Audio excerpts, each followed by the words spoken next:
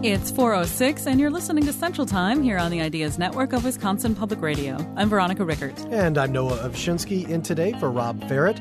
Coming up later on the program, we'll talk about yesterday's shooting at a D.C. Navy Yard. Our guest says that despite the casualties, we shouldn't expect national legislation anytime soon. But first, this is the part of the show each week where we geek out about something or look back on something nostalgic in our past. And this week we found something that combines a bit of both. Comic books are an iconic part of American culture.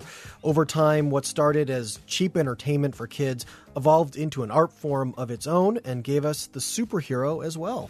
But older comics have a problem. They were printed on cheap, acidic paper that deteriorates over time. And that means comics from the golden and silver ages of comic book production are destined to fall apart. And that did not sit well with John Sindel, so he set to work developing a method to preserve these comics for well into the future.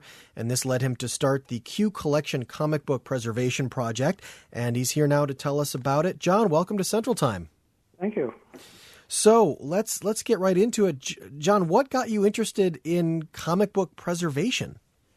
Back in 2001, I purchased a comic book called the 1939 World's Fair comic. There's only 75 copies of that known to exist.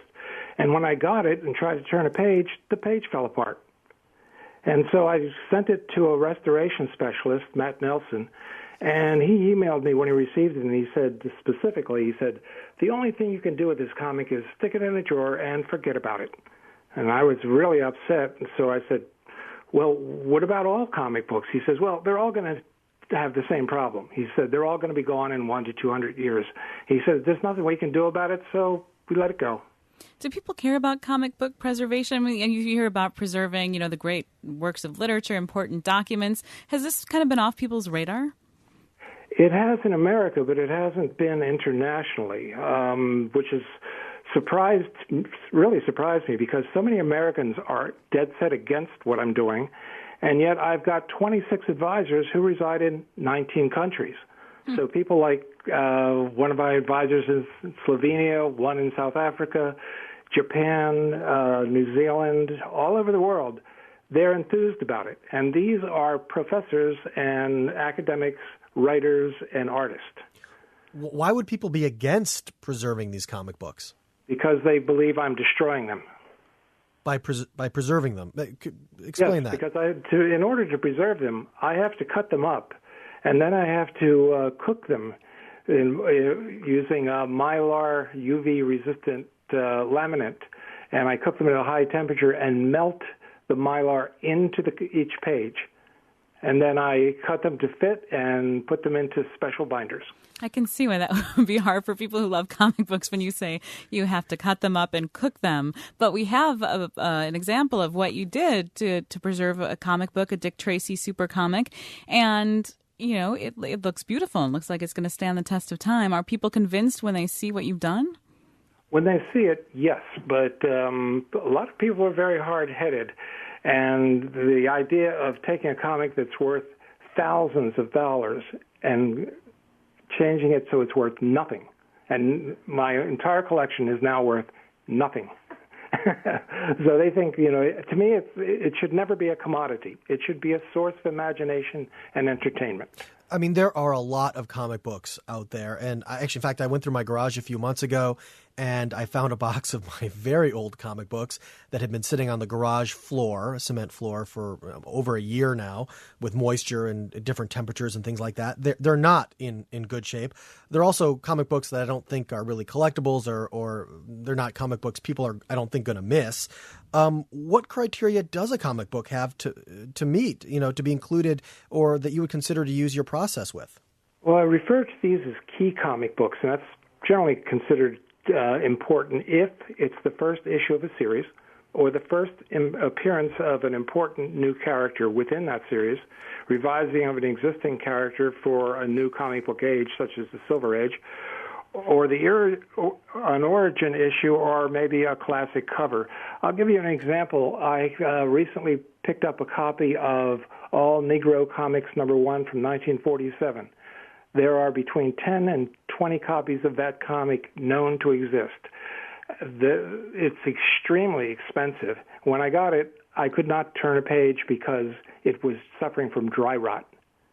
So I laminated every page, and I had to use a spatula to get each page into a laminating pouch. And then I cooked them. And now you can read them cover to cover. You can do anything you want with them. They cannot be hurt.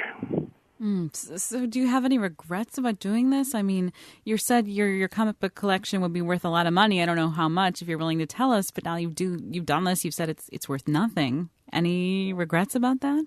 I got some figures for you just for fun. Right now there are 215 key comic books in the collection.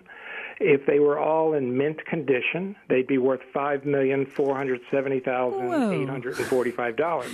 And you cut them up? Well, they weren't in that condition when I bought them because my project is a rescue mission. So I go for comics between poor and good grade. And if they were in a poor to good grade and not cut up, they'd probably be worth between $150,000 and $200,000. Now you're worried about posterity here. You're not worried about the $5 million you're losing out on. Well, I don't have any kids, so I'm not going to leave any money to them, and they don't have any kids because they don't exist. I have one nephew, and he's the richest guy in the family, and I'm hoping he'll leave me money. But the thing is, what about stuff that I buy? So what? If when I die, what's going to be left? Stuff for somebody else? It doesn't matter. But when I die and I've left this with the Library of Congress, there's something that is going to provide entertainment and a source for historians for thousands of years. Does the Smithsonian approve of what you've done with these comics? Are they interested in your method? The Library of Congress. The Library of Congress, I've been in touch with them. I've worked with Georgia Higley, and she's in charge of that section. They only began buying comic books in 1950. Right now they have 100,000 comics, but they don't have the comics that I do because they're too rare and too difficult to get hold of. A lot of the comics that I have were never for sale. They were only sold to me under condition they'd be used in this project. So they would never be able to get them even at the Library of Congress. And their advisor, Robert Bierbaum, is also one of my advisors. So he knows what they have and what they don't have. We've talked about the the physical degrading of these comic books that time and perhaps poor storage brings to them. But what about the different ways people are experiencing comic books, or the differences in technology that kids and young adults are dealing with today? They've got the web, and they've got all these options when it comes to media. Is comic book consumption still relevant? And what does that mean for your project? Right now, there's approximately 300,000 collectors just in the United States, and there are probably millions worldwide. America's consumption of comic books is tiny compared with, say, Japan. But the thing is, you said the key word, today. Not tomorrow, not the day after, not the day after that.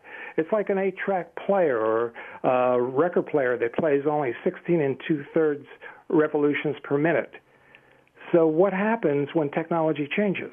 Do you think these scans that they're putting on digitalizing right now are going to last? Maybe in 100 years. Probably not in 500. And as for 10,000, no, they're not going to be around, and people won't have a clue what they are. Only hard copies will still exist. They're the only guarantee. Well, the comic book is such a huge icon of American culture, even though there's only not quite as many collectors here as you said there are in Japan, but it does sound like there's this international interest surrounding your collection in particular. How did you get such interest in it from around the world? I had an article that was done in the International Journal of Comic Art, and that was done last fall.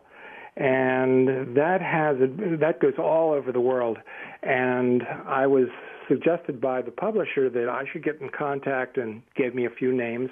I did that, and they in turn suggested, there's somebody in Slovenia or there's somebody in France that you should get in touch with. And I started doing that, and one by one I gathered until at 26 I had to say, that's enough advisors. 19 countries pretty much span the globe. That's quite a few. John, thanks so much for being here today. Oh, thank you for putting up with me. It was easy. John Sindall is the founder of the Q Collection Comic Book Preservation Project.